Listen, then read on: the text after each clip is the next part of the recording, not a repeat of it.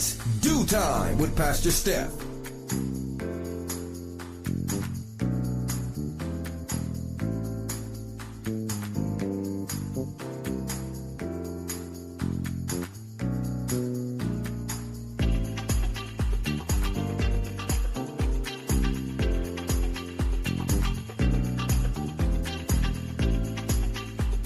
Good morning, rise and shine. You're on with this Do Time with Pastor Steph. How are you this morning?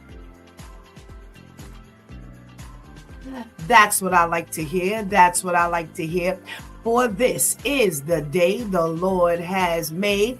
Let us rejoice and be glad in it. So, where were you last week?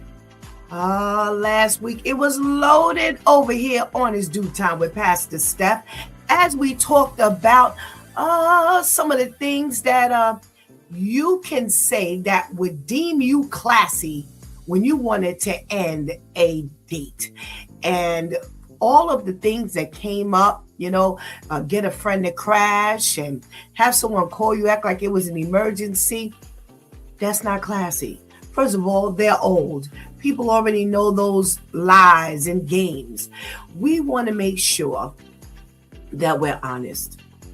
Listen, thank you so much. This is not working. Even if you wait to say it when you leave, but don't lie. Just go ahead, finish what you started. And you know what? Maybe you need to do a little extra step to make sure that you are even going to like this. We kind of go with the norm. How many times you talk and what did you talk about, and it kind of gets blended in with that switch tip from Shanti's. Stop falling for the idea. Stop falling for the idea that we talk a few times on the phone, then we go sit down. No. These things that we are so accustomed to doing, I don't know if we are paying attention to what God is giving us. Yeah, there's this. I'm just looking at a whole lot of things that we are just so accustomed to doing that we don't see God more. Stop falling for the idea. Is that what it is? Stop falling for the idea. Let me just make sure that I don't get this all twisted. Okay. Stop falling for the idea that you don't need God as much as you think you do. Yeah. I'm looking at Vivian's socially conscious segment, and we talked about the nurses that went on strike last week or the week before. We talked about the state audit of the homelessness situation. We talked about Kathy Hochul, the governor, trying to clean up all the ghost guns. We talked about the 11-year-old special needs little boy who was left into the hands of the teachers who didn't monitor him properly and allowed him to pretty much kill himself, banging his head up against the wall. And they had this makeshift prison for him. All of these things come from not understanding we need God. Stop falling for the idea that we don't need God as much as we ultimately do.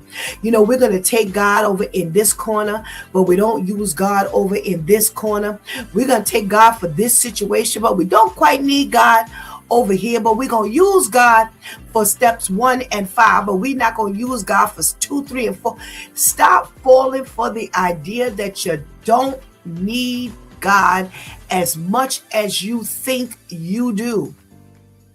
We need God in everything. Prayer is the key.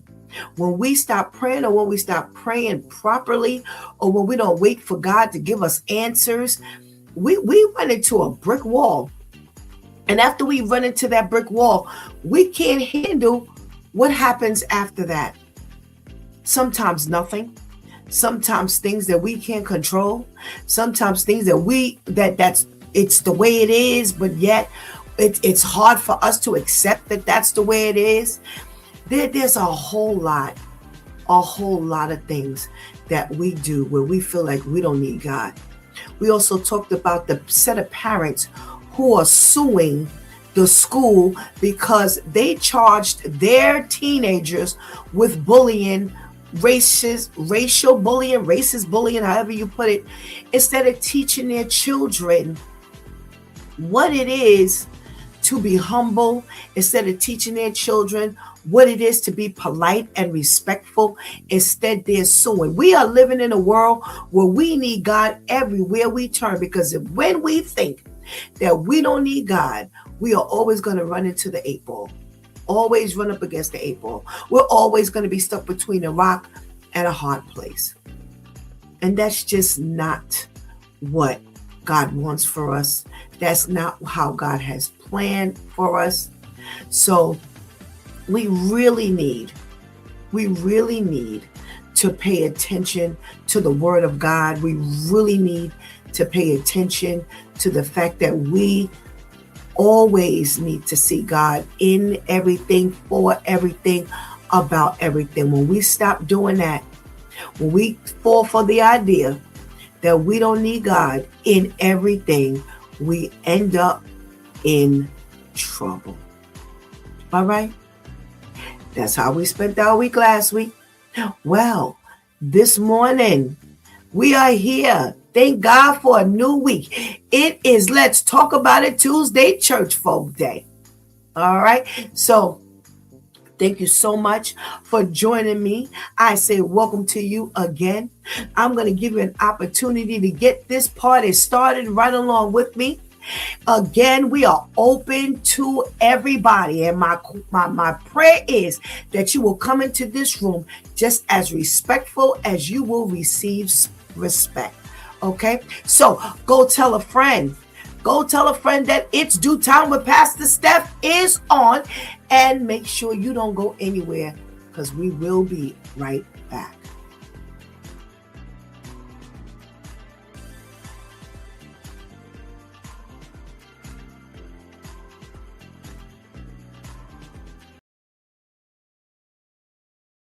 You drink hot water every morning on an empty stomach, here's what can happen to your body. First, your organs will go through a detox process. Hot water wakes up the lymphatic system, flushes out toxins, and triggers a powerful natural detox process. By the third day, you start burning more bad fat without even changing your diet. Hot water boosts metabolism, which helps burn stored fat. After a week, your blood circulation improves, blood vessels dilate, blood flows better, nutrients travel faster, and metabolic waste is expelled more efficiently. The result? A healthier, more energetic body and digestion transformed. Hot water stimulates digestive enzymes, improves nutrient absorption, and eliminates bloating. Your headaches will disappear. If your migraine is caused by dehydration or muscle tension, hot water acts like a natural remedy. And that's not all. Anti-aging effects show up quickly. Clearer skin, a brighter complexion, and restored elasticity. All thanks to toxin elimination and better skin hydration. A simple glass of hot water on an empty stomach can change everything.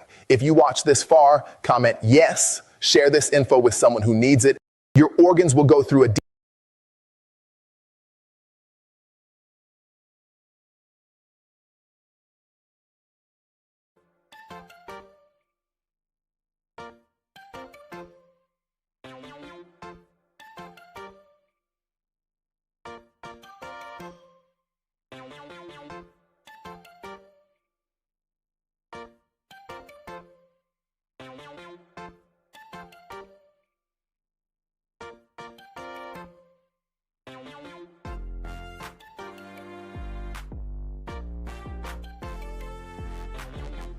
Good morning, and good morning again. Welcome back to It's Due Time with Pastor Steph. And it's Let's Talk About It Tuesday, Church Folk Day. Ooh, did you hear that PSA? Whoa, hot water does a lot for your body in the morning. Ooh, if you didn't catch that, go back and watch when this is all over. That was an excellent switch tip. Well, I want to say good morning to my loyal viewers. Please, if you're in the room, make sure you shout out to me respectfully. And I want to say a good morning to you. I don't want to miss you. I know you're out there. So please make sure you drop me a line. Let's say good morning to our girl, Ketty. Hey, Ketty girl, thank you so much for joining us this morning. We got a check-in from Tracy. Hey, Tracy, thank you so much for joining us. We got a toast in the house. Well, thank you so much for joining us this morning. Hey, Serge, good morning. Thank you so much for joining us. We got our girl Vivian hanging out with us for that quick moment. Good morning. Good morning, and thank you for joining us. Hey, Pastor Kim. Oh, I love to see your name pop up on that board. I pray you're doing well, girl. I woke up with you on my mind. Yes. Oh, good morning, our girl Tamika. Good morning. I'm about to get me some hot water. Oh, yes. Oh, yes, and oh, yes. Oh, guess who's in the house? Hey, Brian. Thank you so much for joining us this morning. I trust that you are well. And we must say good morning to the ladies that make sure we are held down each and every day. Because other than that, I wouldn't be seeing you and you wouldn't be seeing me. Hey, Shantice, good morning. Thank you so much for joining us. And we got our girl Anika hanging out in the background. Good morning. Thank you so much for joining us and keeping us humming and running. If Miss Grace is out there, good morning, and I'm so glad you don't have to be out there this morning. Oh my goodness gracious. If you're just coming in the room, say hey. As soon as I see you pop up, I will definitely say good morning. So I was hard pressed to find us our little trivia this morning. So I kind of deferred to something that I think is kind of interesting. And you know what? I think it ends up going along with the opening with our switch tip from last week. Stop falling for the idea. Stop falling for the idea that you know everything. And I'm going to talk about it. If there is something that the doctors have told you and you thought you knew better, and then you found out later that, oh, I guess I didn't know, then put it up in the chat room. We want to know about it, okay? Someone says a few days before I started my junior year in high school, I had to have a lumbar puncture done to measure my spinal fluid pressure because I kept getting these horrible headaches. Well, pretty much they ignored it.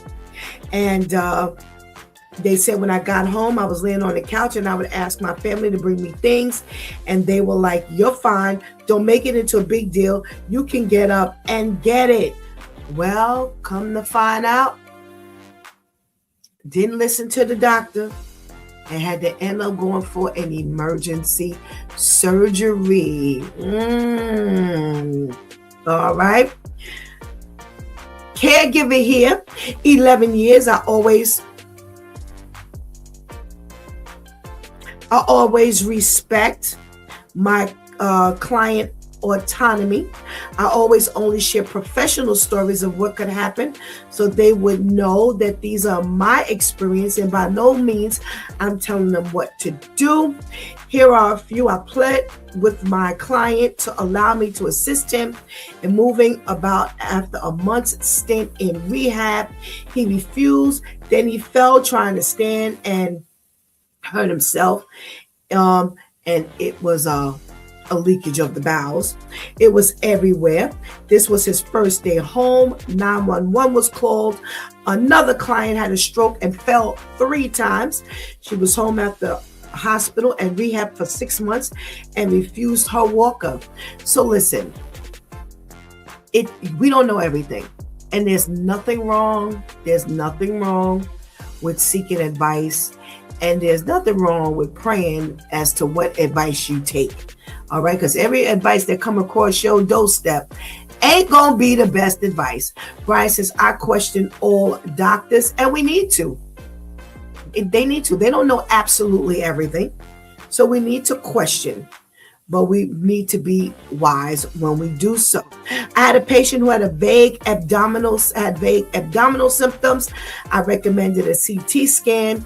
He refused because he was afraid of radiation. He also refused a colonoscopy. So all we could do was an ultrasound, which found nothing because an abdominal ultrasound is a bad examination. A year later, he was admitted again, and this time he couldn't refuse a CT where we found colon cancer. Oh, wow. Okay. My boss, oh my gosh, this is like a pain in the neck this morning. My boss is one of the ones that couldn't wait. He had hip replacement surgery and was on a bunch of painkillers. He decides he should be golfing because he feels great. Tears the muscle that they just attached off again. Went back for surgery, back to bed rest, back on painkillers. Then he came into work and made everyone else unhappy. Wow. All right. So I'm going to talk to you all for a minute until my device decides it wants to act right. But, again, we don't know everything.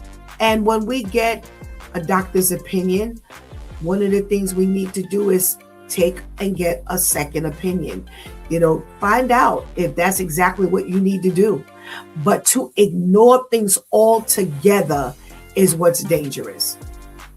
And pretty much that's what these stories was about. They had clients or patients who they were trying to give advice to, and they didn't want to listen. And unfortunately, they ended up having to listen after all. And that's the one thing we don't want. It is nothing worse than being behind the 8 ball because we didn't want to listen. And that's just life, isn't it? Isn't it just something that we all end up doing at one time or another? We all think we know better. We don't want to listen. We don't want to do things the way we're being advised to do it. I don't care what it is, whether it's medical, whether it's something like advice over, let's say, someone you may want to date. All the time. I'm walking in on 60 years old. God spares my life. And I'm telling you, I have watched people not take advice. And I'm talking about in general. I ain't talking about only no doctors. And just unhappy at the end of the day. Let me see. My stepfather continued to smoke while on oxygen. The doctor has to tell you that. For his emphysema. After my mother and I read him the riot act, he did at least smoke a good distance from the house. Oh my goodness gracious. Who's smoking with oxygen? My mom's sister had a hysterectomy and didn't follow what the doctor told her, and within a week was unable to even lift a gallon of milk. When my mom had one, she sent us ages 12, 9, and infant to her sister's house. My dad would drop us off on the way to work and pick us up on the way home. So she only had to worry about herself and healed fine. Okay. Not a doctor, but I have worked in the addictions field. Too many clients have died or will die because despite the repeated warnings from their doctor that they have almost no liver function or that what they're drinking is giving them all sorts of brain damage, they continue to drink hard. But many of these guys feel they have nothing to live for but the bottle. It's heartbreaking. Yeah, it's pretty sad. It's pretty sad to see people get information to help extend their life and then they know better, so therefore they don't follow advice. A friend of mine had a broken leg and got infected. His mom wouldn't force him to take the correct medication. How he kept his leg, I have no idea. He had so many complications. I know somebody in the hospital right now did not take care of themselves. I mean, the warning signs were just there. Swollen limbs, gums bleeding, all kinds of things, and never once went to the doctor and they ended up having a stroke. You can't treat your body like that. This body is the temple of the Lord. There are things that we are not going to be able to control, and there are things that we're going to have to control, but we're going to have to listen, and we're going to have to take care of our bodies. All righty. Well, there is a recall on chicken, everybody. They said there 13,000 pounds of chicken on recall. Now, there's an interesting kind of twist here, because they're saying that they're concerned about the chicken having listeria, and they say it was tested and found that it had listeria. But they say that this chicken is also on recall because it's bags of chicken, but they somehow have processed it with soy, and they didn't list it on the label. And so therefore anybody who is allergic to soy can get sick. They said they have 10-pound cases, 2 5-pound bags, that's the 10 pounds, of fully cooked chicken with rib meat. All right. This was produced October 14th of 2025.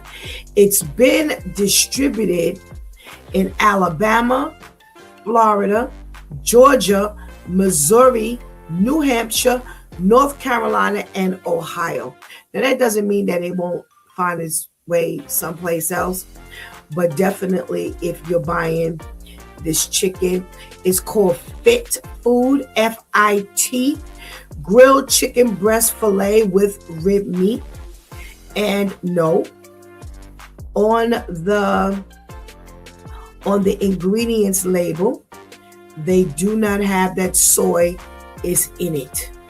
So that's one of the things that you got to watch out for, as well as, again, they're claiming that listeria has been found in it, and that's a very, very harmful bacteria, especially for newborns, pregnant women, and the elderly, and those who have weakened immune systems. So please, they say if you have this chicken, throw it away immediately. You know, sometimes they'll tell us to take it back to the store, but they're not even saying that. They're saying just throw it away. This chicken has also been distributed to restaurants. So they have instructed the restaurants to throw them away immediately as well. So hopefully, again, it's Fit Food. Do your Google research, find out. They have some lot numbers here in case you do have it. But they say if you have it, just throw it in the garbage. Period. All right. Let's err on the side of caution. Well, here I have some news. Let's talk about this stuff, because I came across some things that, whoa. So Geico, I don't know how many of you have Geico.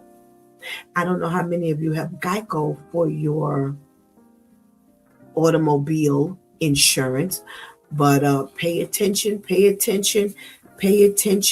So there's a Detroit mom who was in an accident, and boy, did they throw her a monkey wrench when she was not the one in fault. But let me tell you what they're doing. This is definitely something that we want to talk about today. So let's go to the story itself. So you have this mom who is in Michigan, and she was in the car. There were 2 passengers other than herself, her 12-year-old daughter and her daughter's friend. Well, thank God that none of them were hurt in the car accident. So she files her claim with her insurance company, which is Geico. They say the process was normal, no big deal. She went to obtain the police report because that's something that you always have to do once you have an accident. So she gets her police report. And of course, when you get the police report, they put on the report who's actually riding in the car. So she says she received a notice that her car was worth like $25,000, and she'd have no problem getting her, money, because again, she had full insurance. It's worth $25,000, and that's what they do. They give you like the blue book value minus any accidents or anything that you may have had already. And she said she was fine with that. She said a few weeks later, she ended up receiving a response that she was not ready for. So instead of her getting the check, or instead of her getting a letter that says, here's the process, this is where we are, she gets a letter that says that her policy was under review for rescission retroactively. Now, here's what that means. That means that they were going to cancel her insurance possibly retroactively. And when she asked why, they said they were going to cancel her insurance because she hadn't listed her 12-year-old daughter, who we know is not legally allowed to drive, in her personal injury protection statement. So in other words, what they said was that when she filed for the insurance, she didn't list that the kid was in the car. She didn't list that the child was living in the home. So here's the thing. When you have auto insurance, what they want you to do is they want you to list everyone in your home that can legally drive, whether they have a driver's license or not. Because what they're assuming is that anyone who can drive, you will allow to drive. And being that she did not list this 12-year-old, they said they were going to possibly cancel her insurance. So what kind of sense does that make? Now, they surveyed some other insurance companies such as Allstate, and they said that generally none of these people are required to list anyone under the age of 14. They're not allowed to drive, period. Not just that they don't have a license, but they're not allowed. But Geico is saying something different, that they do hold you accountable for mentioning everyone who lives in your home. They don't care how old the person is. So they did some pressing, and she ultimately was able to get her claim paid, but she went through a lot. So why are we talking about this morning? If you have insurance, make sure you look at the fine print. Make sure that you're looking at everything, because they're saying in this article that some states can override some things. Yeah, the state gets involved in some of these things. So, like I said, at the end of the day, she ended up winning this case, but there was a big possibility that she would not, and she would lose her $25,000. So she was able to get the $25,000, but not without a fight. All righty. Let me see what's going on in this chat room. All right. Serge says, if we do have it, are they going to refund our money for the chicken being contaminated? Yes, they will. They will. They will. They always do. If the food is on recall, wherever you bought the food from, you can take it back there and they have to give you back your money, whether it's been opened or not. because sometimes people don't know it's contaminated or possibly contaminated until it's already open. So yes, you can get your money back. But in this case, like I said, sometimes they'll say, oh, take it back to the store.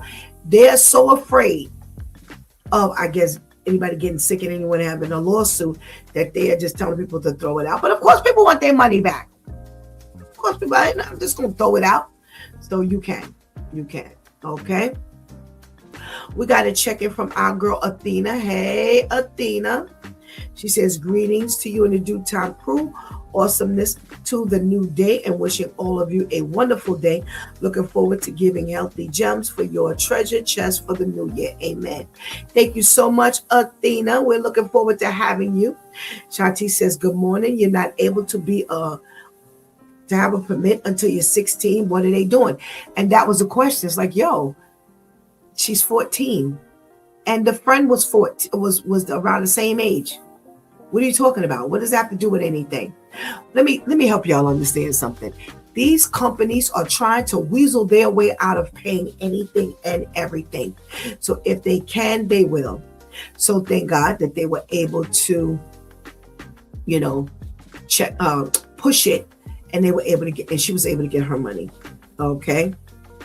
Well, remember now, we did stories a couple of years ago of some little boys driving the car. Remember the one who stole grandma's car? The other one who took the mother's car? Yeah, they can. They can. Not the average child will drive, but like I said, they said that generally under 14, you don't have to list them in the home, whether they have a permit to drive or not. All right, what else are we talking about this morning in the news? Oh boy, nothing but craziness. All righty. So again, we ain't paying attention to the stuff that we need to be doing. Wait, Walking Deacon Diallo. Good morning. So is this like a step up, Deacon Diallo? You're letting us know that you were a deacon, but now you're a walking deacon. I'm just asking.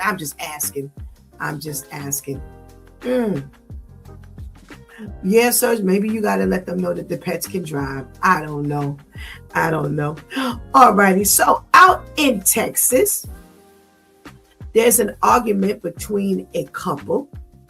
And boy, oh boy, it escalated and did not go well.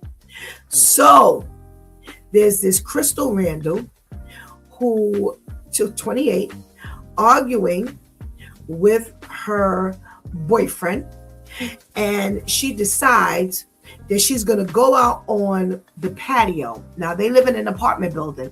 She's going to go out on the patio, and she's going to put his clothes on the barbecue pit.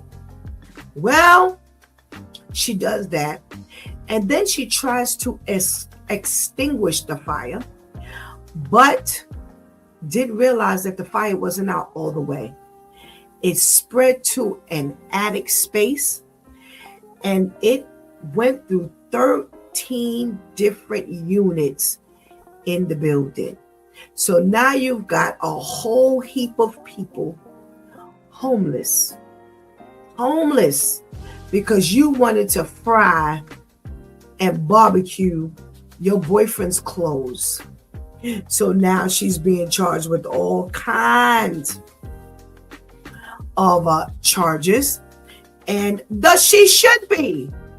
Yo, you couldn't have thought that this was a good idea. You couldn't have thought this was a good idea. So come on, y'all. We gotta do a little better than this. Oh my goodness. All righty. So we got some check-ins here. Again, my iPad is not catching up with my laptop. So we got to check in from our girl Adele. Good morning, Adele. Deacon Diallo says, I missed out on one class, so I had to go back down a little bit under the training period. Oh, I'm sorry. Okay, but blessings on this go round. Good morning, and I don't know how to say this, but Lul, can I leave it there? Good morning and happy Tuesday to you. Thank you for checking in. All right. So Brian says, see the rage in Black women. I don't know if this is a Black woman. Let me see if I got a picture here. Let me see. I don't know.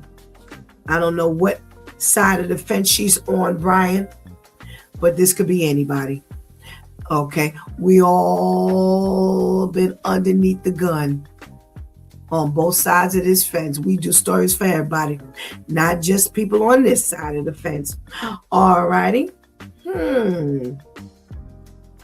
So what else are we going to talk about today? Here's a really sad story, and I've been kind of holding this story off from last week, and just some other stories kind of kind of jumped in front of it. So there's a woman who was 20 years old, and I'm trying to see where they were. Oh, they were across the waters in the UK. Now, I want to see her first name because they're giving her name is Banaz. All right. So Banaz was raped and attacked and strangled. Okay. Now, here's the thing. She and her sister, she was only 20 years old, and she and her sisters have been, they've been enduring abuse in the family for years. Throughout their entire childhood, they have been abused. And the sister says from very early, since before they were even 10 years old, they were being abused. So they say that initially she resided in South London, but then they relocated to England. That's what I'm saying here. And her father was a former soldier who sought asylum and escaped Saddam Hussein. All right. So I guess maybe because of what he went through, he was taking the girls through this. And they say that they lived in ultimate fear throughout the entire time they were living with Dad. They reported Dad to the police at least 5 separate times. And it got to the point where they even said that they wanted Banaz dead. So they didn't pay her any attention. They ignored her pleas about her father and her uncle. So they say that Banaz brought shame to the family because initially they set her up in this marriage. She didn't want to be in that marriage. And what she did was she then found someone else. And they said that she brought shame on the family because they had already chosen her husband for her. And she didn't know who she was choosing when she chose this other guy. So what they did was the father and the uncle set her up to be brutalized and raped. And guess who it was that they set her up to be raped by? Her very own cousins. Yeah, her cousins. Now, for those of us who are very family oriented, imagine your uncle and your father setting you up not just to be raped, but to be raped by your cousins. And they did. And not only did they commit the rape, but then they ended up bragging about it. That's how they found out who actually did it. Because the father and the uncle never told. It was the dodo cousins who were bragging about what they did. Well, not only did they rape her, but they assaulted her as well. And then the uncle and the father took some shoelaces and they strangled her to death.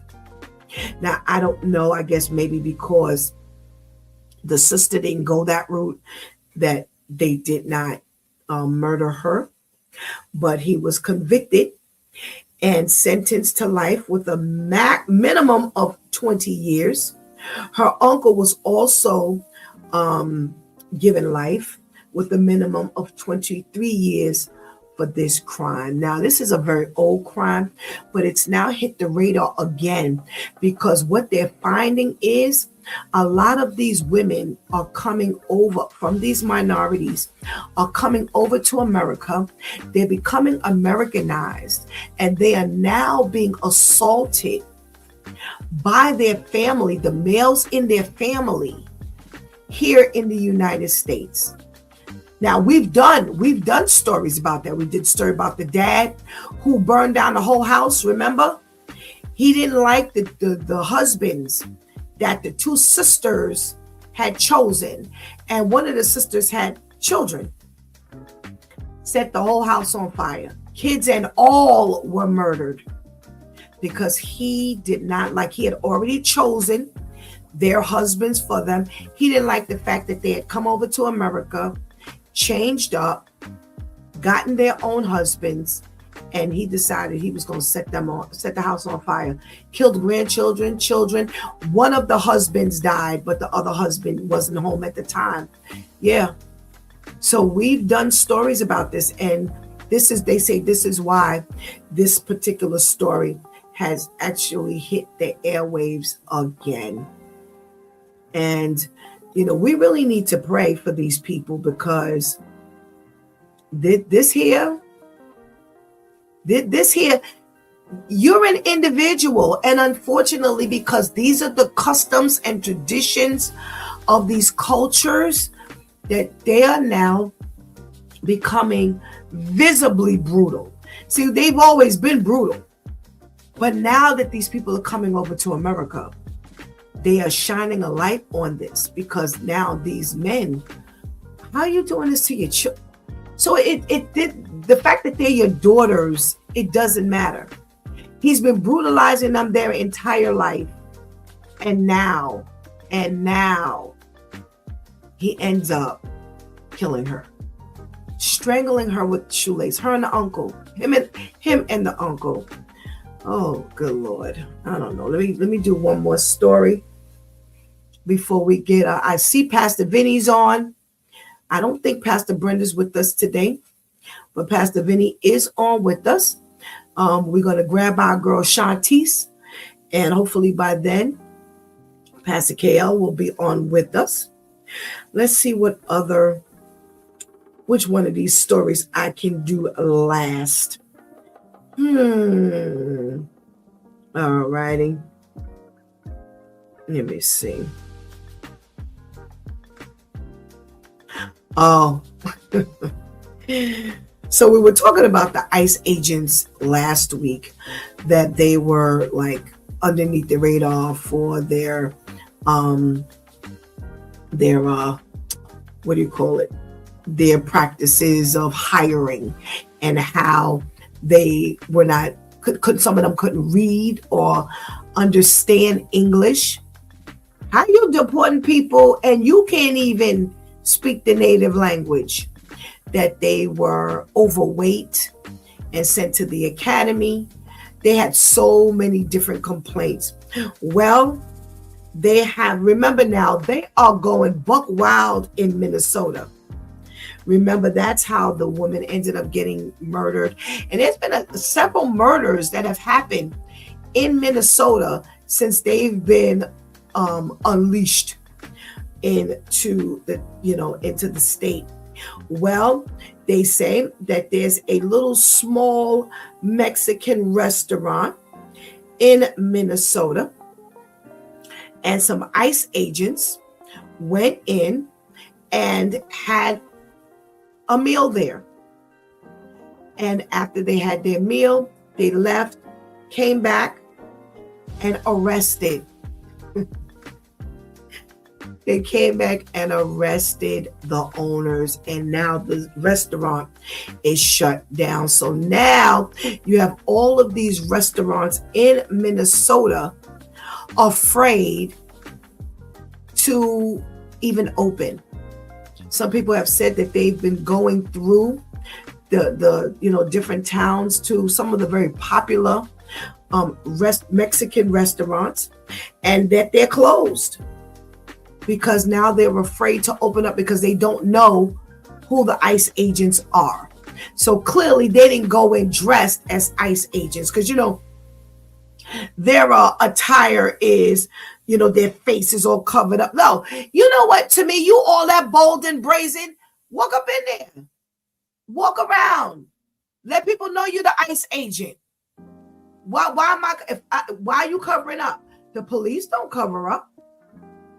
They're not covered. They are not covered at all. So what are you doing? You couldn't be doing things that you are happy with.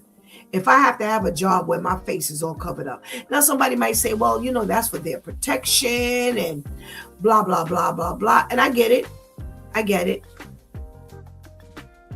But you all bold and bad.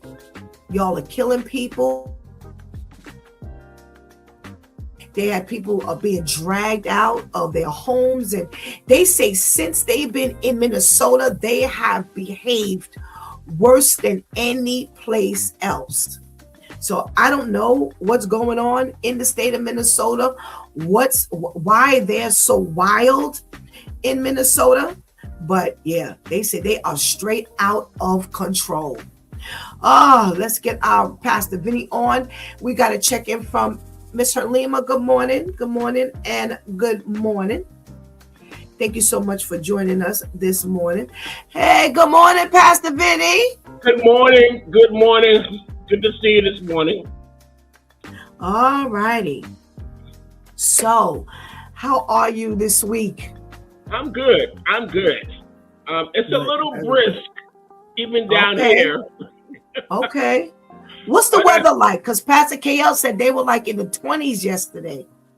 Yeah, it was a little higher than that for us. It was like 39.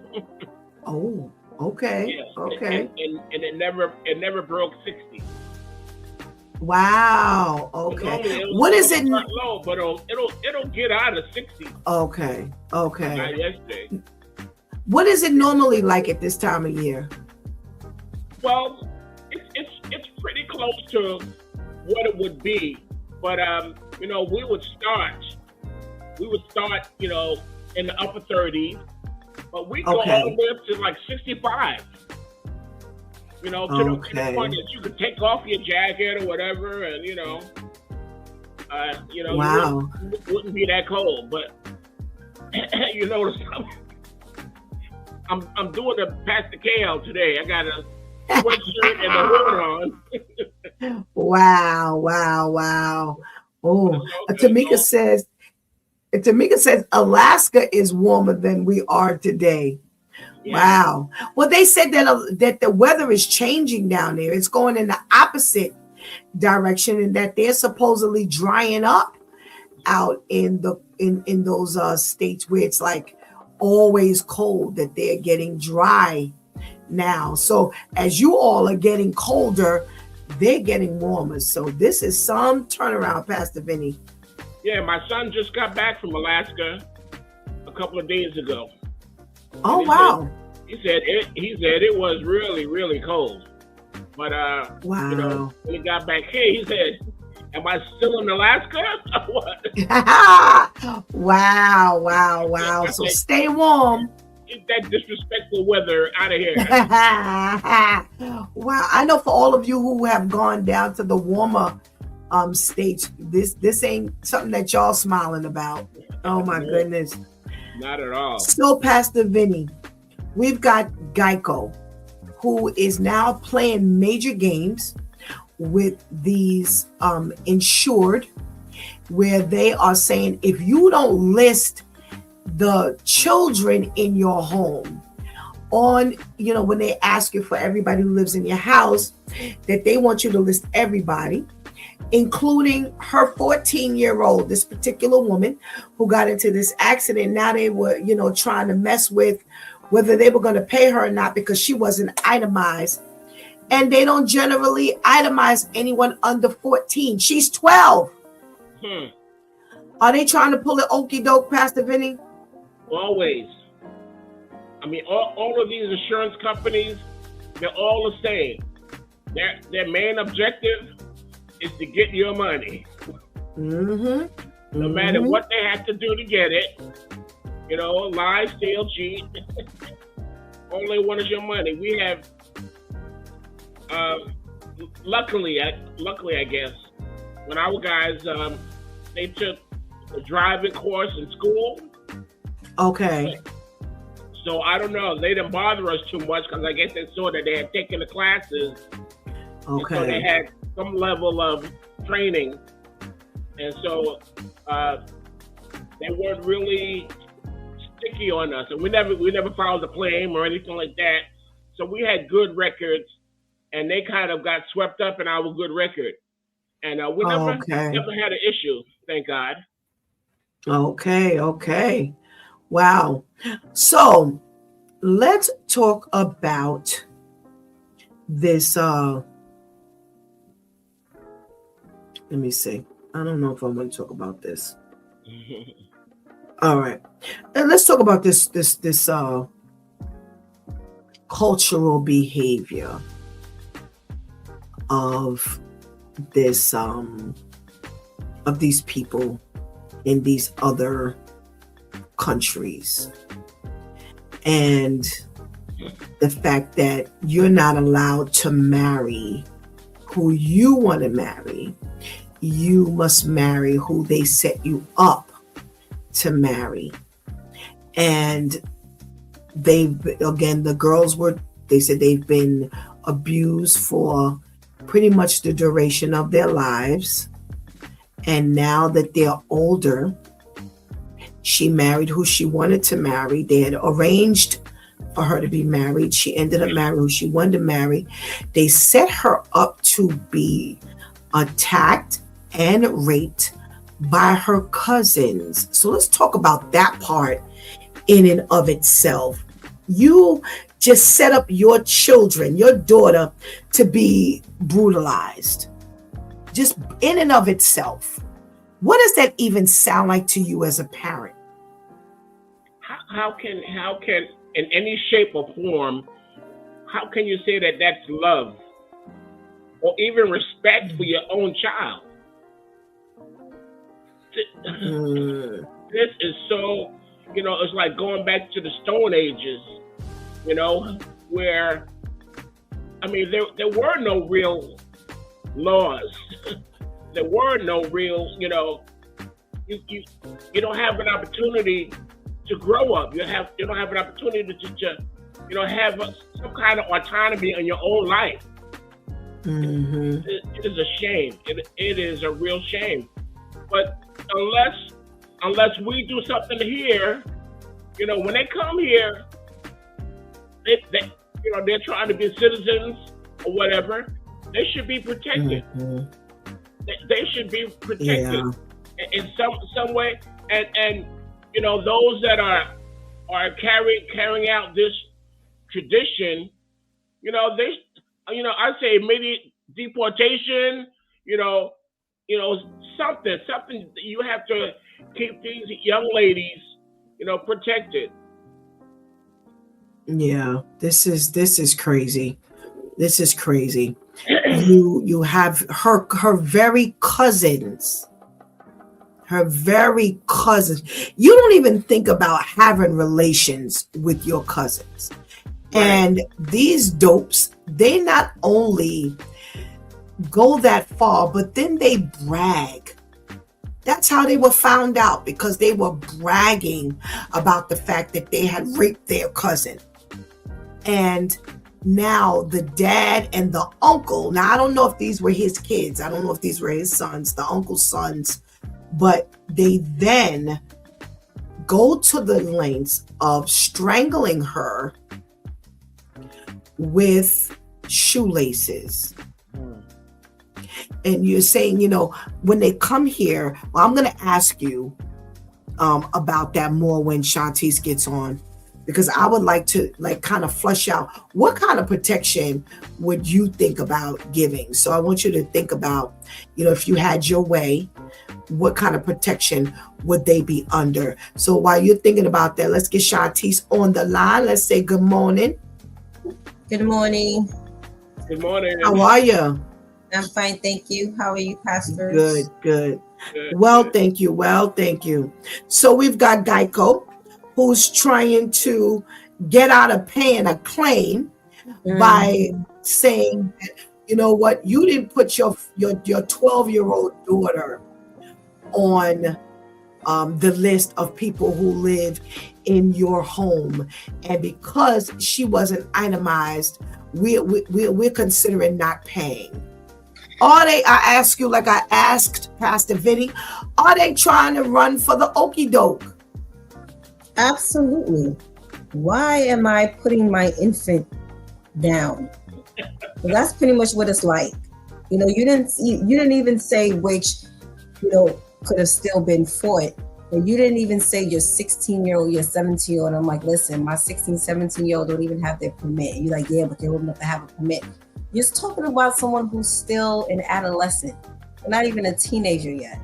So anything, as you said, Pastor Steph, anything that they can do to try to go around paying $5, they're going to do. Meanwhile, this is why you're in business. You're in business to provide said service. It's not like this was a situation that came out of nowhere and now you're being held liable for something. So now Geico has to pay. This is what you're in business to do. I'm not understanding. It's gotten to the point where even now y'all don't want to do what you're set up to do. This is the foundation, the origin of you are a car insurance business, people. How are you trying to get out of paying for the insurance? This is what you're here for. That's like a supermarket getting mad because they got to sell food. It's like we've gotten that dumb. We've gotten this dumb, and everybody thinks that God don't need to be everywhere. This is just remedial at its finest. Again, every opportunity you can get to weasel out the way of paying, you will. Brian says, hey, Shantice. Okay. All righty. So let's talk about this cultural disgrace within the family. So you have this young woman who is 20 years old, and she decides to choose a man of her own, liking, despite the fact that her dad had chosen her partner, her husband. And now, they are so angry. She and her husband, he and the uncle say that, she's disgraced the family by choosing whoever this individual was and going outside of the choice. And they set her up to be raped by the cousins, who brag about it, and now they're found out. And now after all of that, and brutalize her, it wasn't just rape, they physically attacked her as well, and they strangle her with a shoelace. I was reading Second Chronicles again yesterday, speaking about the kings that were in existence and that were reigning during Isaiah's ministry, and how I forgot which one it was. Okay, so you had Uzziah, Jotham, Ahaz, then Hezekiah. I think it was Ahaz that it said he went against God and started even sacrificing his children, like the nations that God had drove out before them. And this is what I'm hearing. This is all I'm hearing. Every time, Pastor Steph, you bring up how these cultures are doing this to their women in the name of their God. You know, and it's like God, the main thing that's coming to mind is God, as you're unveiling everything, you're also unveiling and letting the naked eye see what these gods are all about. That you're following this religion and this culture to the point where you're killing your own children because they're not living up to what y'all believe should be going on. So forget the fact that they have their own minds, because even as Christians, those of us who follow Jesus, God says, give them the word. They grow up, let them do them. But as long as you've given them the foundation, they will come back. He didn't say chase after them. He didn't say go ahead and annoy them. He didn't say stalk them. He didn't say none of that. How many times have parents brought their children up under the teachings of Jesus and the kids go and do whatever? And they choose to come back if they choose to come back. If not, then not. But how is it that you're doing this and you're thinking that it's okay? And then to show you how you and what you're following isn't smart. You didn't even screen the people you got to help you commit the crime. You knew your nephews was dumb. You knew this. They were not scholars and walk in the straight and narrow and show that they had a good head on their shoulders. And then they did something as stupid as bragging about the crime. They've stolen something before and one snitched on the other one. They did. Y'all weren't even smart enough to screen who you chose, and now you're acting. Are you really shocked that they're now the reason why this whole thing got blown up and now everybody's in trouble? It just goes to show how you're so, everything is clouded. And it's sad that these young girls, and we're seeing it a lot more. We're seeing a lot of these young girls who follow or are under these cultures. Now they're here, and like you said, Pastor Steph, they're Americanized. They're not dressing the way they're supposed to be dressing. They may only have the head covering on, maybe, and they're looking at other women who are from here or maybe from somewhere else, but they're saying, listen, forget this. I don't want to follow that anymore. And they don't want to do that. So now you're killing them because they don't want the man that you've chosen. Maybe they don't want to marry you. Did you think about that? No, because now we're just following going down with the culture. It's scary. And I feel bad for them because a lot of them come here and they're thinking freedom, but yet they're still under the thumb of the family. And yeah. It's really sad.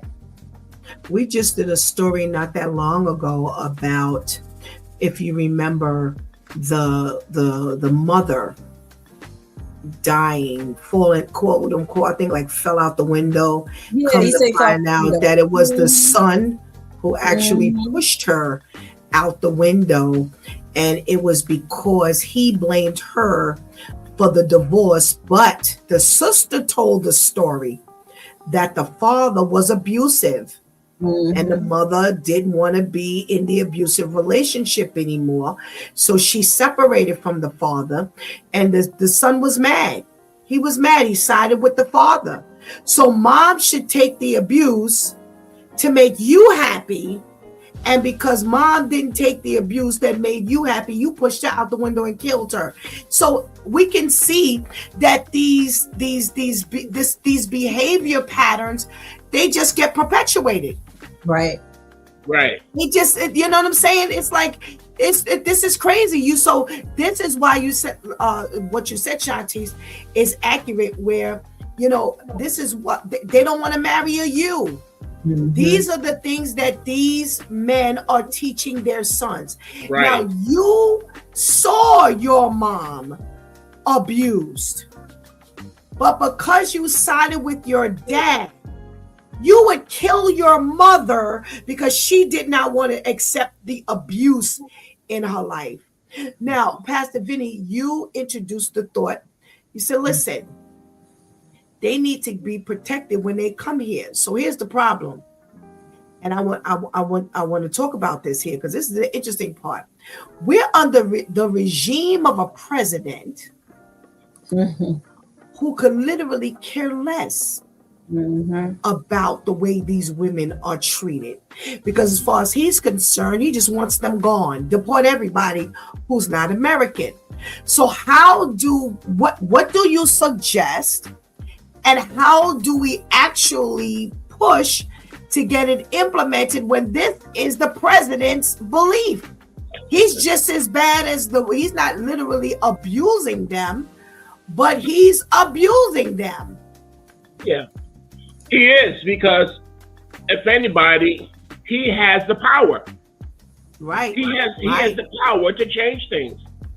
If anybody has the authority to change things, this guy with orange hair, he has the authority and just refuses to.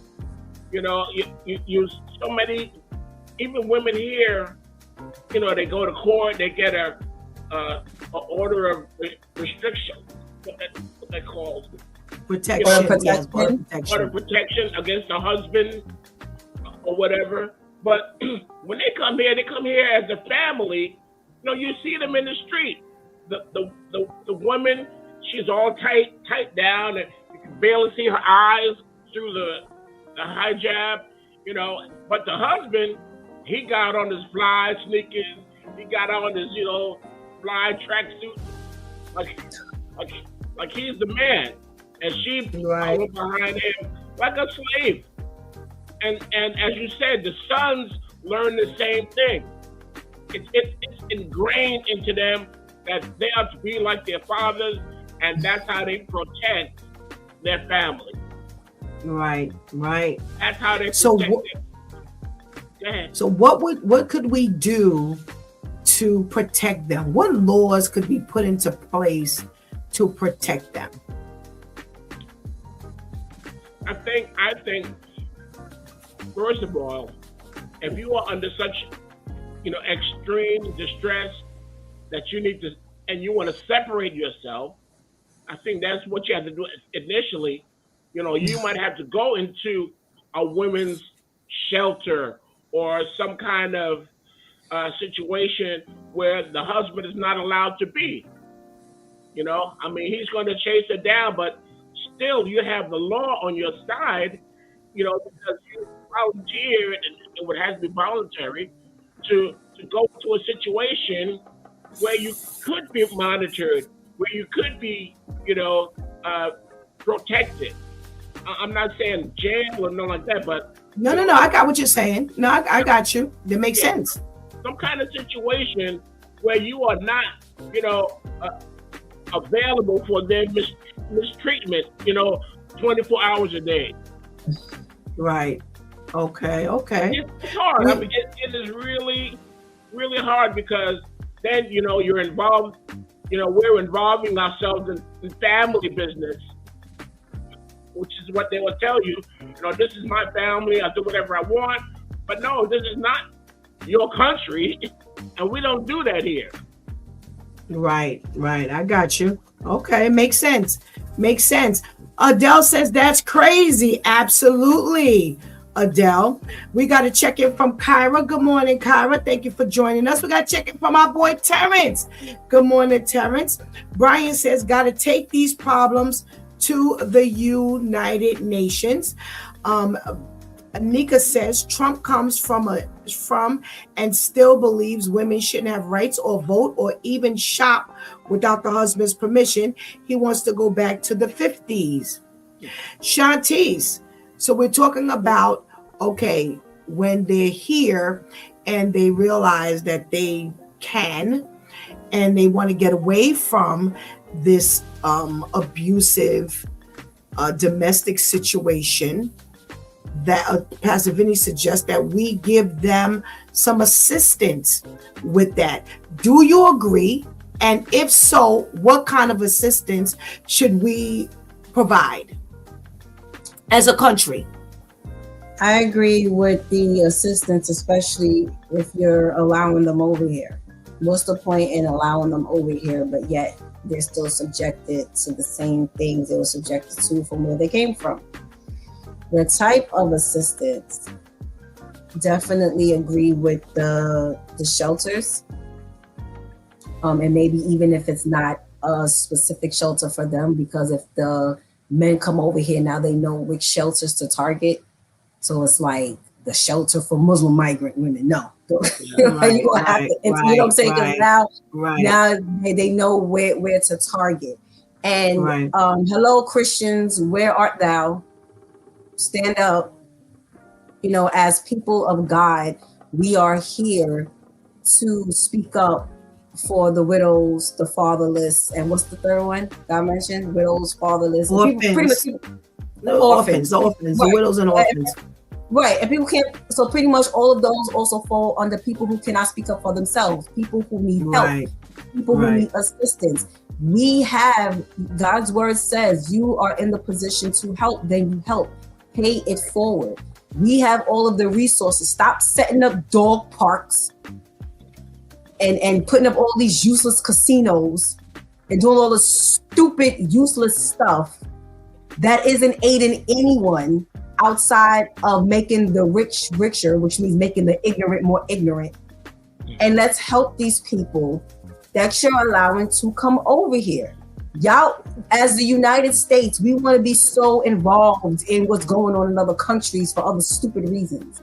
So now let's get involved for the right reasons. We have the ability. We know what it is as women over here to be oppressed in many ways and how to stand up on our own. So how about now women who were victims and know how to stand up on their own now, let them be the counselors. Pay them to be the counselors. You know, women who ain't never had a problem with standing up and speaking. Let them be the counselors. You know, let them come over here and hear from men who know what it is to be submissive to women, because that is a thing. That even with you being the head, you are a servant. To be the head means to be a servant first. So let them come over here and hear from men who know what it is and who are not ashamed to stand up and teach them what it means to follow the one and only true God. The reason why is because your culture follows other things that are against God. So when you learn who God really is and the God that you're supposed to be following, that's going to knock out so many different things at one time. But no, we're not doing that. So if we were to do things like that, I believe that would help greatly. Okay. Well, you have a follower. Brian says, see, Pastor, I like Shantice. She makes a man want to change for the better. Amen. Hallelujah. Amen. And amen. All right, so we're going to wait for Pastor KL to be ready to talk as he's eating his breakfast. Ready. So let's see what Pastor KL's got to say about all of this. Good morning. Good morning. First, I'd like to say, Brian, let me tell you something. Don't try to shoot your shot with my niece, all right? We got doing this. We're not doing that. I'm letting you know right now. Okay? I would need. Carry on. Oh my goodness. Oh, are we going to do the what the cultural issues are? We just finished talking about. Oh my goodness gracious! Boy, what a way to walk into this conversation. Pastor KL, we're talking about. I don't know if you heard the the situation with this young woman who lost her life to her very family. Her dad had set her up to be married, as they culturally do. She made her own decision, and he and the uncle felt that she shamed the family. They set her up to pay for her actions, and she was raped and brutalized by her very cousins who bragged about it. And then they took some shoelaces, uncle and dad took shoelaces and strangled her to death. So Pastor Vinny suggested, listen, when they get here, we need to give them some level of asylum, some way to get to get away from all of these people and this treatment within their family. And he and Shantice just got finished speaking on what does that look like? So I'm asking, so they get here and now we're offering them a way out, a way of escape, get away from this family, get away from this treatment, get away from this abuse. What does that look like? Do you agree that we should offer that when they come here? And if so, what does that look like to you? Well, okay, so let me say this, that I have a customer who's a Muslim woman, the sweetest as pie. And she was being abused by her husband. But she never told the authorities because, they're quiet and they're submissive and all that other good stuff. And what happened is she finally wanted to speak up. And the husband took her children because she has no job. She's not able to provide because, they stay home and they take care of the family. It's a crazy culture, that you can live like this. Now, I think I'm in agreement with both Vinny and Shantice, but my question would be, should they have to fill out a survey first? I mean, how do you know that they're trying to get out? How do you know that they're in something that they don't want? You understand what I'm saying? When they come to America, they come to America for great opportunities. But how do you know that there is a situation? How do you stick your nose into something that there may not be a problem in? Okay. I'll leave it on the floor before I speak. I'll put on the floor. Pastor Vinny, how do they let the authorities know? How do they seek help? What would be your suggestion? Well, like I said, it would definitely be voluntary, but they would have to surrender. They would have to surrender themselves to some agency. I don't know which one would fit the bill, but they would have to, surrender themselves, or else, how would we know? How would we know unless they step forward and say, listen, I'm tired of, sleeping with one eye open. I'm tired of, not being able to breathe, without being beaten, in that situation, they would surrender themselves. They would surrender. Look, I don't even want to, be involved, in this religion to this extent, because now it's not just my husband, but his family's coming after me. His, my son, I can't even trust my own son. I mean, this is a real crazy situation that they find themselves in.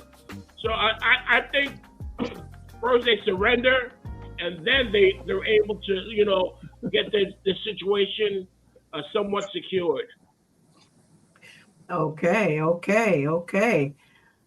makes sense. Shantice, how do they alert anyone to the fact? Here's the problem. So here's what happened.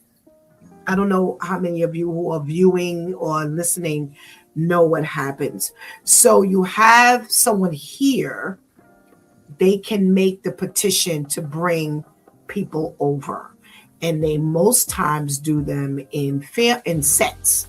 So the woman in the group, she doesn't even have a voice from that point.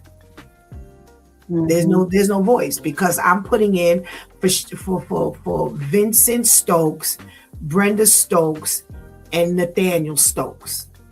So Vincent Stokes is going to be the primary person, and Brenda Stokes and Nathaniel Stokes, they're not going to have any voice.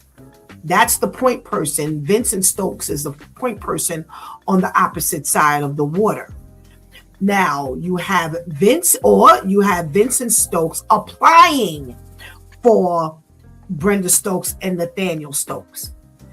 And they don't do a lot of questioning. Brenda Stokes, she doesn't have really a voice there to write out her, but he's filing for everybody. So therefore, you have this, again, this silence that's going on. So in this light, Shantice, Pastor Kale's asking, hey, what is supposed to, how are we supposed to be flagged that she has a problem from her? Hold on. Brian says, it makes me think, where are the men that was supposed to protect this young lady, if anyone knew? Okay, right, because the ones that knew were helping to kill her. Right. Tyra says, I feel like women in that situation should have backup plans, how to get out, then find some people to jump the husband. Unfortunately, we're not dealing with that mentality. They are docile and, as Pastor KL described, silent. They ain't the American women here. Shantice, how would you answer that? How does she alert people, or the right people, that, listen, I need to get out of this thing here? Unfortunately, you don't know who the right people are, because the right people are not positioning themselves to be found.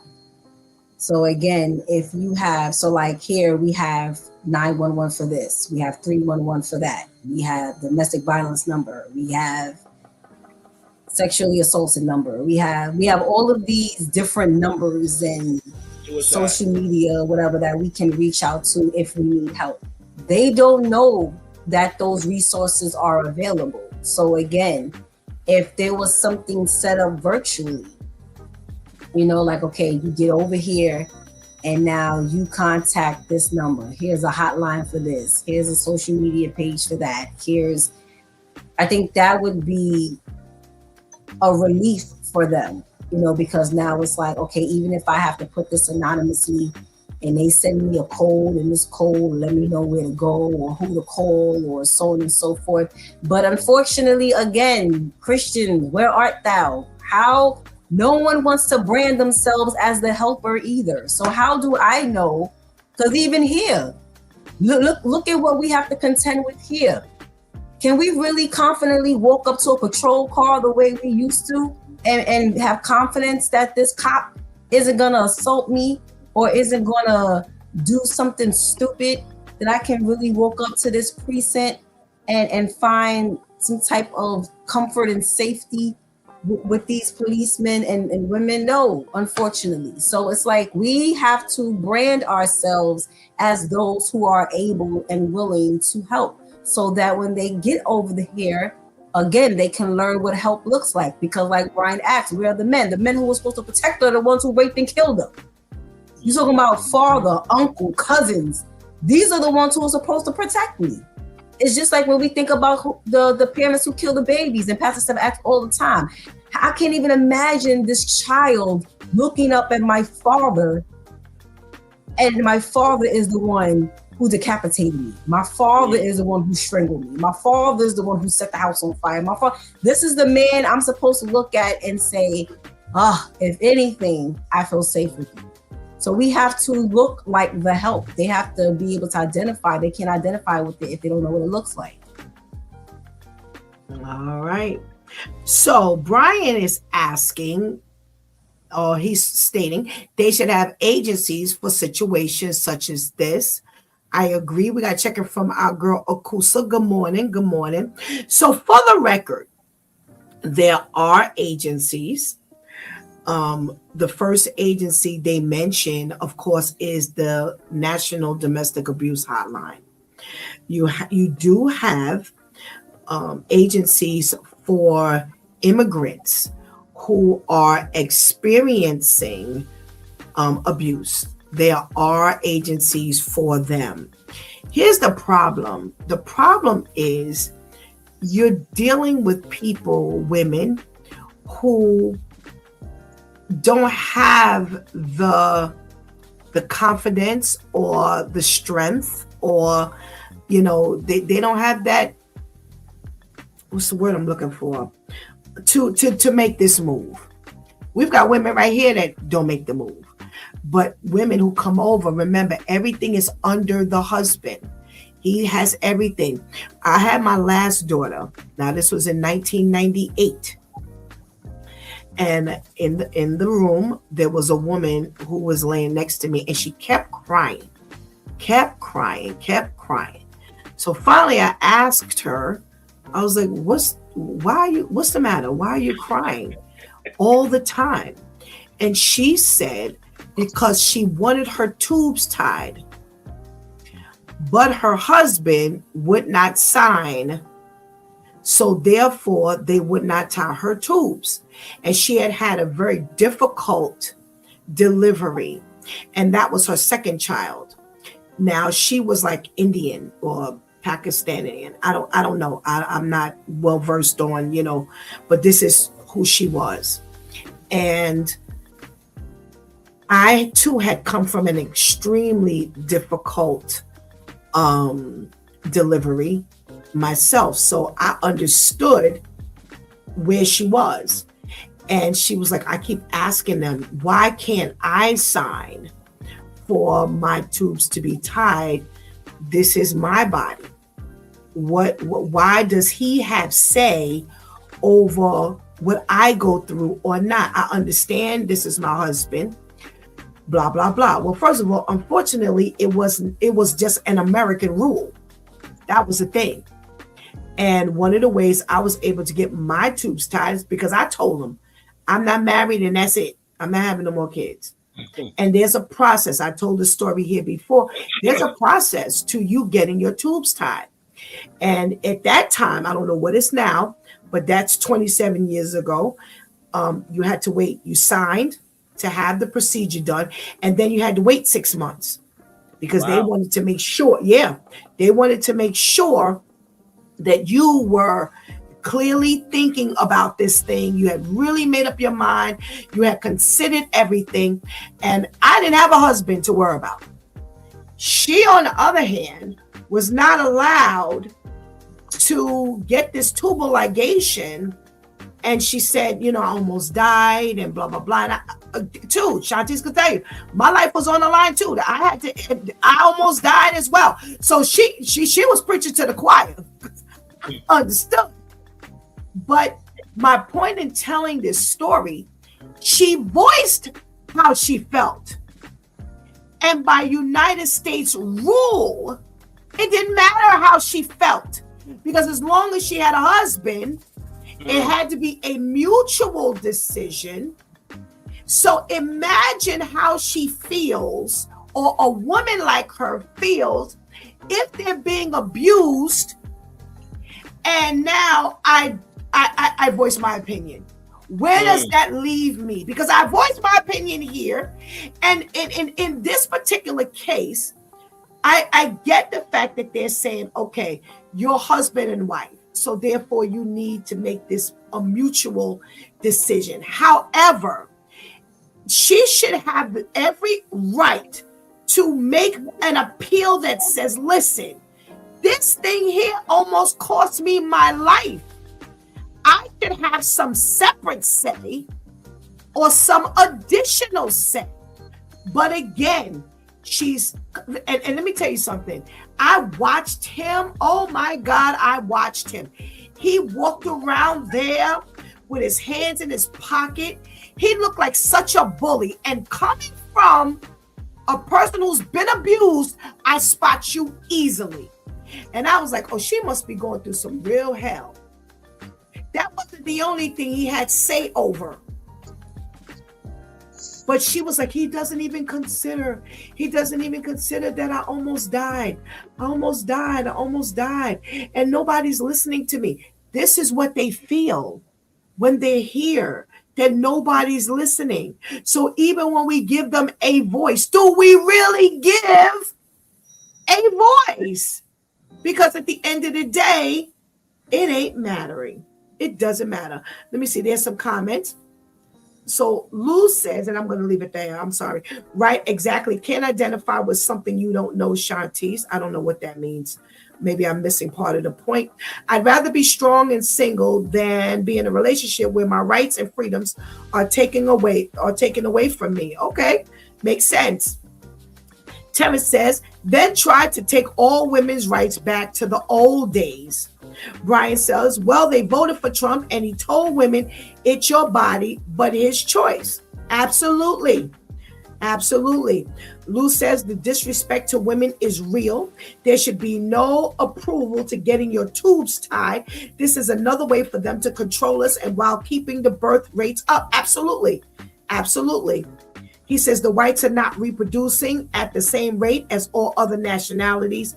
That's a fact. They want us to keep reproducing as women. And again, my iPad has not caught up. Let's see what else is being said here. We've got, that's right, you can spot the abuse when you can identify with it. Yep. That's why it's very important to know your mate. Absolutely, Brian. You know, again, I can tell you, they hadn't been here forever. They hadn't been here forever. She spoke with a very heavy accent. So I don't know how long they had been here. But again, what do you say to this? This is an American thing. Can you imagine what they must feel like when they're going through this situation that this young lady went through? And this is the stuff that they have to deal with. Pastor KL, is there a comment? There is a comment. Brian, you saying all the right stuff, but you get no points with my niece. You saying this stuff. You trying real. I mean, you are going in. I mean, you're saying it's like you have the book. I'm a good man. I would never beat her. I'll let her say what she needs to say. She has rights. Brian, stop it, Brian. Stop it, Brian. Okay. Now that I've said that, I hope Brian understood that I'm just an airplane away. But Uh-oh. But yeah, I mean, it's difficult. I really don't understand that concept of I got to be able to consent to whether you want to have more children or not. You know, if you because I'm not carrying the child, one, and I'm not going through the physical, strain. So I don't know how that becomes, a partnership. Now, I would hope that if I spoke to my wife, that we can come up with an agreement. But if you're hurting that bad, you know what I mean, and if your life is at risk that bad, first of all, I don't want to be a single parent. You know what I mean? So certain rules, I just think it's kind of muddy and kind of cloudy. Yeah. Pastor Vinny. Yeah, they live by this legalism where this is what we do and this is how we've done it and this is how we're going to do it forever. There is no wiggle room. There is no compassion. There is, what does love have to do with it? Right. This is how we roll, and the only way you're going to get out of here is if I kill you. And pretty much. Yeah, this is what they live under. So, they ultimately that woman has to make up in her mind that she's gonna do whatever it takes to get the heck out of there.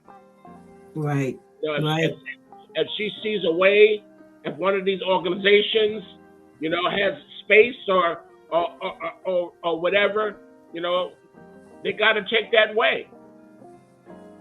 Right. Absolutely. It's up to her, and that might be the only thing that she has control over. So, Right. Take the plunge. Right. Absolutely. Brian says, I don't mean any disrespect. Shantice is a very intelligent woman, and I respect her very much. Cut his mic off. Brian, don't pay any attention to KL. He's only messing with you. Oh my goodness. We love to engage with our chatters. We love to engage with our chatters. Don't pay him no mind. Shantice. Thank you. What say you? Again, I agree with everything that was said. Again, it has everything to do with the culture you were brought up in, because even with that being something that's put into place here, there's no way you telling me I don't care how long we've been married. But again, as it was said, I'm the one that has to feel this. I don't care how supportive you are. You're not the one who's literally going through this, good or bad. You're not the one who almost died. You don't know what it is to almost die. So you go over there, have a seat, and shut up. Half of y'all don't even want to go take prostate exams. Shut up. Before you knew it, you'd be wondering why we never had any more kids, and I don't want to already got my tubes tied. Me and the Lord have spoken about this, and this is what I'm going to do.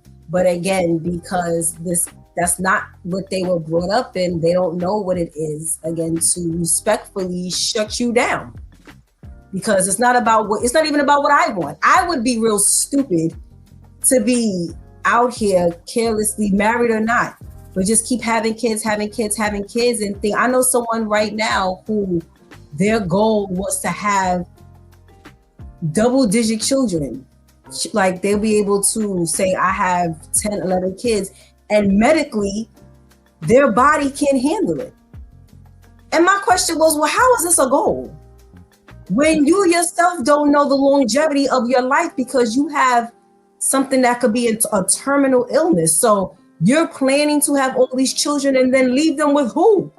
Because you ain't even married. But this is a plan. Like this was something that came out of her mouth. So you would be the fool, even yourself, to not pay attention to how this pregnancy almost ended your life, but you're just, well, I'm gonna have another one. Come on, no. So to have anyone else dictate what you're gonna do is completely insensitive and completely disrespectful. So yeah, but they come over here, it's like, it needs to be like course 101.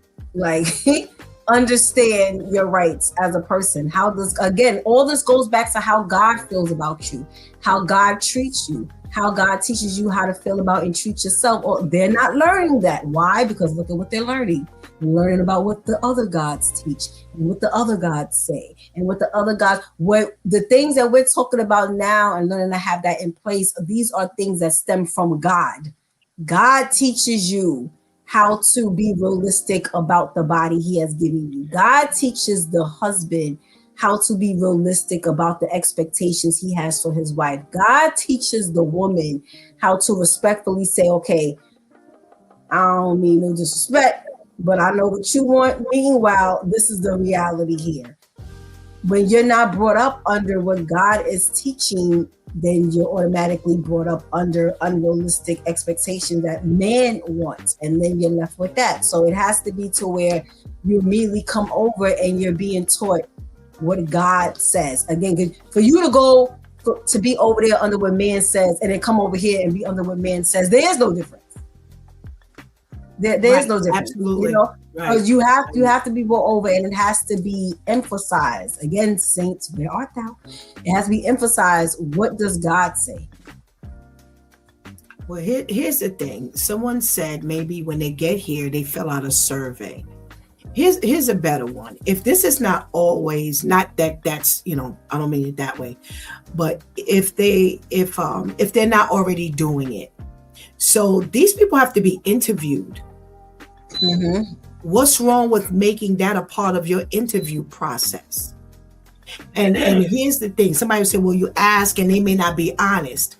Let me tell you something. There are very, very many ways you can be real crafty. Describe, as part of your process in our intake program, describe what life is like.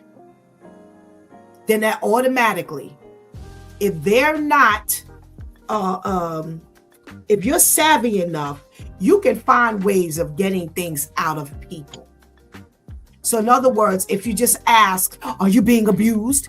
Of course, they may not answer because you're putting them on alert. Right. Mm-hmm. Don't lie. We will. No, your approach has to be different. Ask them to describe what's does the husband work, or what do you do? There's so many ways of fact finding that you can actually, even if you don't have a survey, and that's something that we can let you know, okay, so this is our conversation, this is part of the intake program, blah, blah, blah, blah, blah. This is not discussed with anyone, this is just you. And do the same thing for the children. The same thing, the girls, the sister said that she and her sister, who was murdered by the uncle and father, they had been abused since they were children, before they were 10 years old. Mm-hmm. Why? Let me tell you something. If they've been physically abused by a man as children, more than likely there's some bruises and scarring. Mm-hmm. Why isn't that part of your intake? Your medical, you have to go through a medical, same thing with the wife. Just make it a part of your intake program, and this a process rather. And this way, you'll find out a whole lot of stuff that she may not verbally express, and have someone in there. I think it was like Shanti said, who's kind of well versed on abuse. There's ways you can get around this thing where if she's fearful, she can feel protected. Because I'm going to tell you something. People who are living in that, oh, you better believe they act like they're living in that. They're very timid. They're jumpy, blah, blah. You follow what I'm saying? So, no, there's ways you can really get around that. Oh, thank you, my Due Time crew. Thank you for your contribution into today's conversation, and we pray you have a blessed day. Thank you, you too. Bye-bye.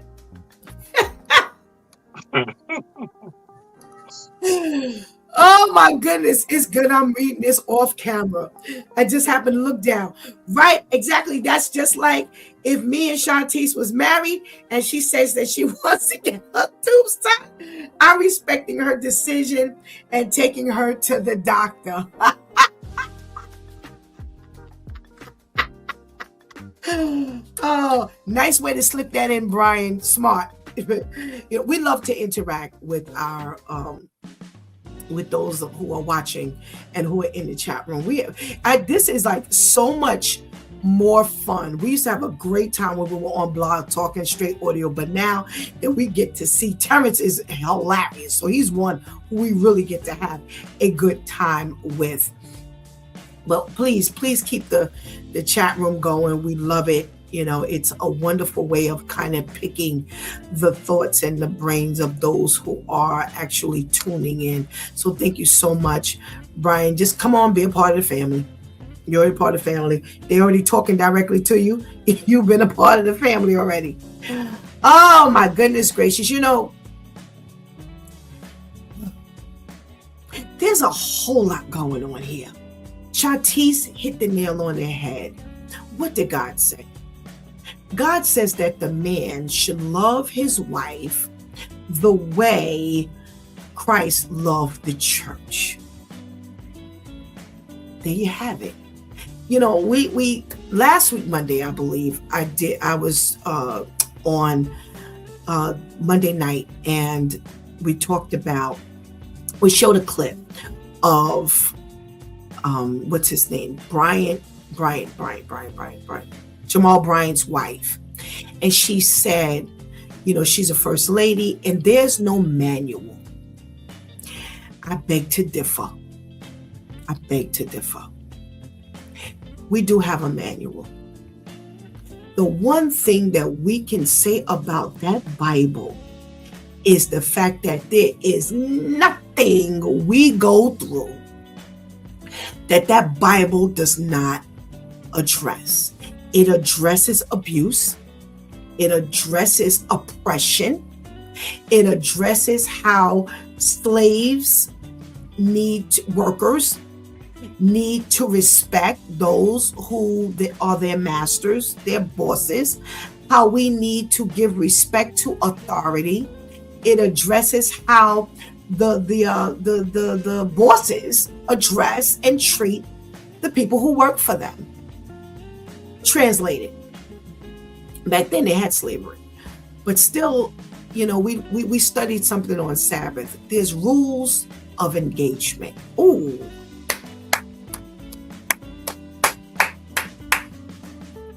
There was a movie called Rules of Engagement years ago. I never watched the movie, and I thought I knew what it meant, but I have to tell you, after studying it in the Word of God, boy, did it illuminate an entirely additional, like, I learned so much more about rules of engagement. And I want to put that right here. There are rules of engagement. There are rules of engagement when you're married. It tells you your body is not your own. And by the same token, the body does not only belong to you for the husband. So as it's not for her on her own, so she can't hold back the goods because, it's something that we are supposed to agree on. There are rules of engagement. You can't bully me into doing everything. And, here's the thing that it makes it so bad.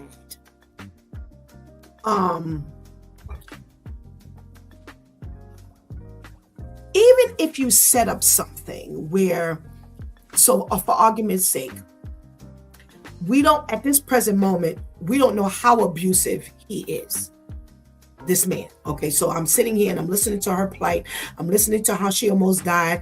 I'm listening to her very distraught over the fact that, listen, I want my tubes tied, blah, blah, blah. So we say, okay, we go sit up in front of the doctor and a counselor, and we decide, everybody puts their, as an American practice, everybody puts their thought process in the pool, and we weigh out everything. We realize that, it almost cost her life. Despite the fact that you're a husband and that's the rule, she does have say, because this could have been a life-threatening thing. How do we know that the next step for her is not death?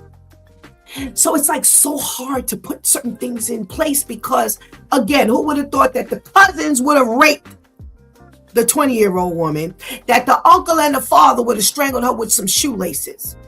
Nobody. The victimizing and the rape wasn't enough. Now you had to go to death, and just shoot her. If you're gonna kill, just kill her. Can you imagine being strangled? And one thing I always say here, especially because we're always talking about the parents and the child dynamic, can you imagine you're being slowly killed by your parent? Someone who you've always looked to for support, someone who you've always looked to for protection. And that's the very one that's taking my life. We talked about quite a few times, the man with the three little girls. He put a bag over their head and he killed each of them. There was the other man who was mad because the son saw him or his video and approached him, and he killed him. That's the last thought you have before your life is snuffed out. That here it is, my parent. So can you imagine her being strangled by a shoelace, knowing that it was her father and her uncle, the two men that were supposed to protect her? So this is one of the reasons why they don't speak up for themselves. Because listen, if we're hearing about it, can you imagine what's going on the other side of this water in their country? Can you imagine? That's what I mean when I say other side of the water, in their country. All the stuff that goes on that we have no idea takes place. And that's why we have to step up. Somebody would say, well, why? That's their business. They came over here like that. Why come over here? Why not just let him come? Why not just let him come? You stay back. Well, because these people have been, how do they call it? Financially abused. They're not only reliant on them for you're my husband and we're in a relationship. These people carry all of the care. That's the money comes from them because they're the breadwinners. They probably the women don't have a whole lot of ruling over their children either, if the father has had more influence over that child than she does. Yeah, all of these things she has to contend with. And so when we get here, if we're going to offer these people an opportunity to come to this country, I mean, this is just a land of anything you can get. And whether it's really true or not, they're believing this. That was why you had this whole influx of migrants, because no matter how bad it was in their country, America was the place to be, because we had so much more to offer. Then come on, let's get together and let's offer. But here's what happens. And I believe it was Brian who said it. This is what happens when you put these people in office. Y'all voted for these people. I could not believe when we were actually in the they were running for president, that Black men, Hispanic men were literally siding and decided to vote for Trump. What in the world were you thinking? This is what we get. That people can't even come here and get a breath of fresh air. Why? Because you're deporting them, you're silencing them. You have a group of people who are completely out of control. They're dragging people out of their homes. They're separating families because you just want everybody out. These these children would never stand a chance on getting any help because he doesn't care. He doesn't even want them here. So why would he possibly offer any assistance to save their life? This is scary. And that's why Shantice keeps saying, hello, Christians, where are you? The family of God, where are you? Because we can't expect people who don't know God to do godly things. And that is not to say that there are not some decent, nice people who don't serve God. But we have a different platform to stand on. We have an expectation of a higher authority. He says, if my people who are called by my name, he didn't say everybody. Oh, pay attention. He didn't say everybody. He didn't say, well, if this world turned around, he didn't say that. That would help. But he's putting the ownership on those who call themselves followers of Christ. For those who call themselves my people. If my people who are called by my name, those who claim they're mine, if they would stand up, do the right thing, translate, do the right thing, then I will hear. If they pray, I will hear. If I hear that sincere prayer, if their lives are pairing with what they're saying from their mouths, if they're living the life that they're praying about, if they're allowing me to make the change in their life, then I will hear them and I will heal the land. So she's absolutely right. It's on us. You can't expect people who don't know to do what God wants them to do.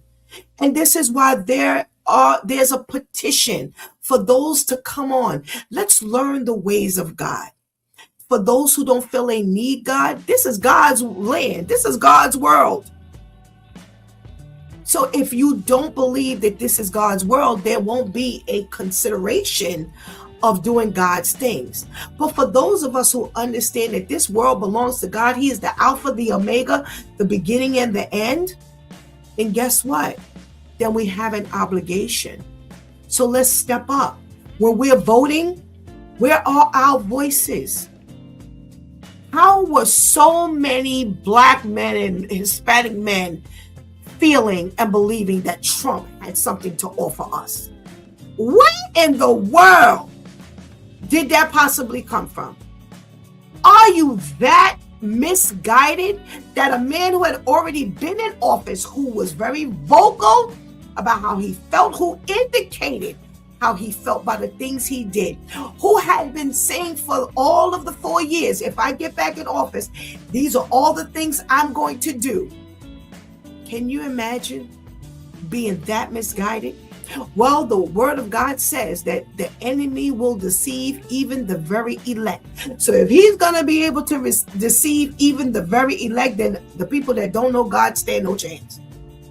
Those of us who believe in God and we're diligent about God, he says he's going to be able to get to you too. That's why we've got to stay in the face of God.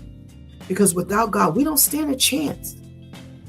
And this is why, this is only one way of us being controlled. How are you being controlled by the system? It's not only them. It's not only them who are subjected to living and having to endure this disregard of their lives, of their feelings, how they're being treated. The only difference is over there, it's allowed. Over here, it's not allowed. That's the only difference.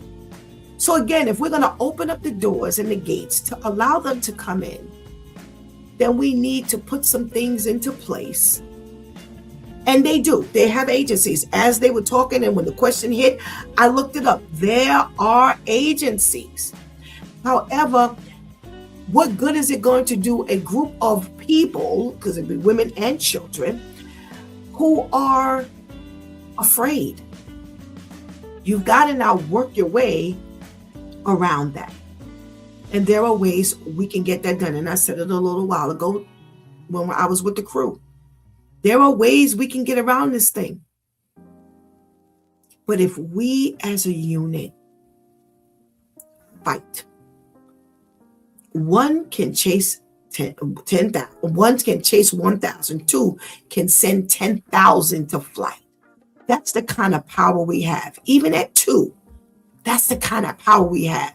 Look at how it just multiplies our power just by adding one more person. Can you imagine the impact we would have as a unit, as a group of people?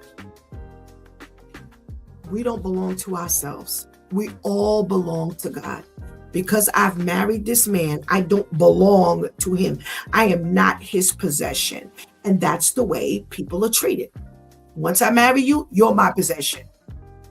And although we understand that there needs to be possibly a rule that says certain things within the family dynamic should be mutual, a mutual agreement, we do have to understand that based on background and history and culture and tradition, everybody may not be walking the same line. So we have to take that into consideration. She's laying next to me with a husband. When I tell you, we gave birth the same day. So we both ended up in the room the same day. And I was in there for about a week. She was in there with me for a week and she cried the whole week.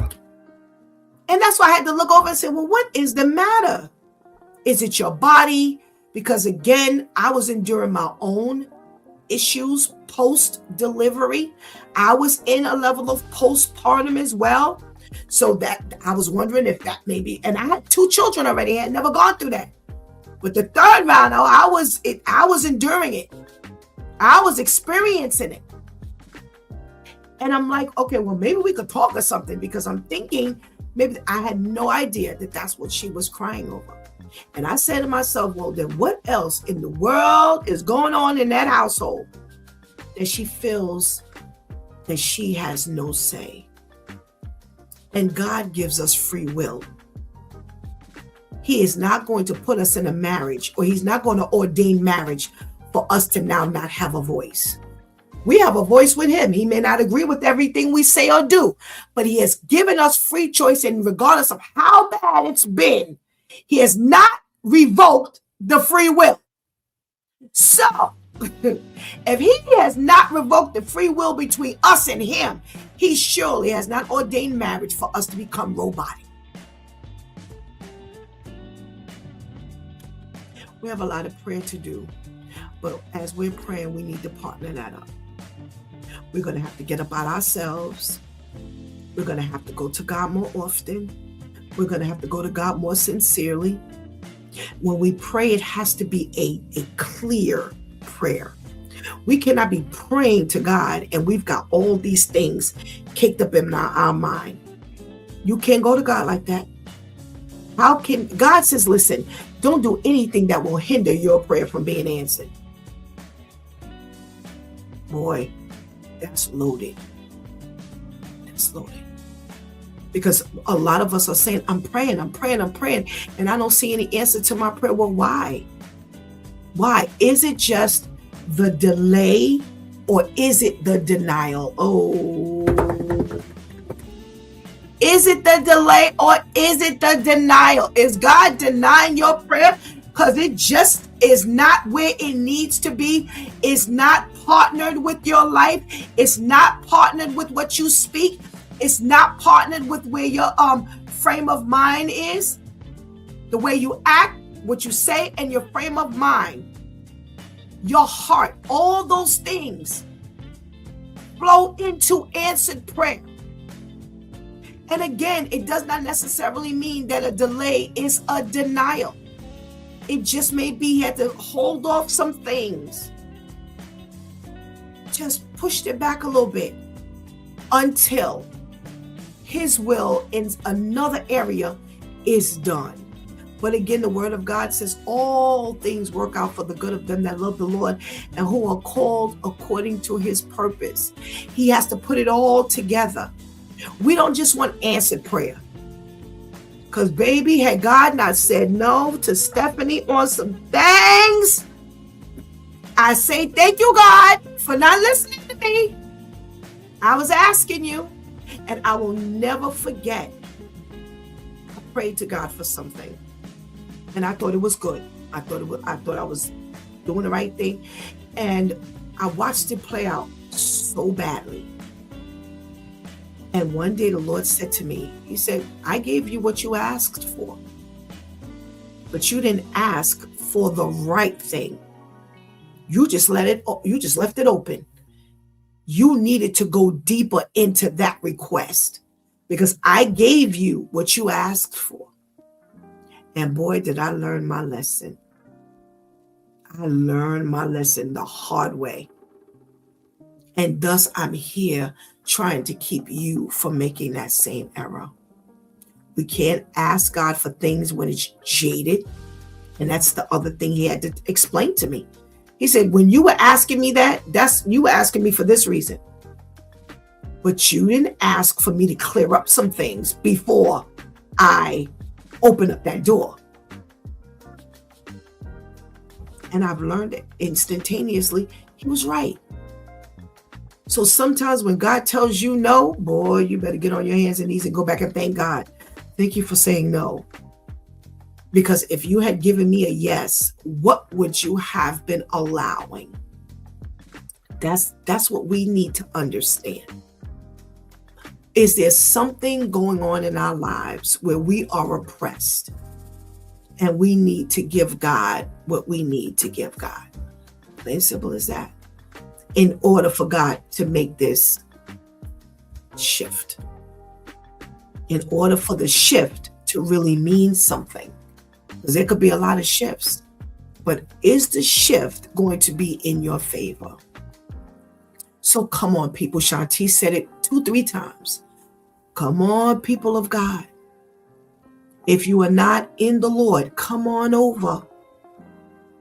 See that God being in your life can make the difference. It doesn't mean that all the great things are going to happen and there's not going to be any negative things. But it will teach you how to appreciate some things that you have learned to despise. It will teach you how to accept certain things that we have no control over. We have to understand that God has to allow certain things in order for other things to take place. And you have to have the right hope, the hope in the Lord. That's what we want. We don't just want hope, because our hope is kind of empty when we don't have hope in God, when we don't have hope in the Lord. So come on, let's learn what it is to do the right thing the right way. And only following God will give us that insight. You've been watching It's Due Time with Pastor Steph. Join us Monday through Friday from 7 a.m. to 9 a.m. where we discuss matters of the heart, mind, and spirit. As you go through your day, be sure to set your mind on things that are above, not on things that are on the earth. They will only serve as a distraction. Remember, Prayer changes things. It's Pastor Steph signing off, and I want to thank my Due Time crew for always coming through big time. Thank you for helping us keep that chat room alive. Thank you for helping us do what we do. Please do not miss this opportunity to give Christ your life right now. Please do not miss the opportunity to strengthen your relationship in the Lord right now, because later is not promised to any of us. Until tomorrow, God spares, where it's Wow Wednesday. Until then, I love you.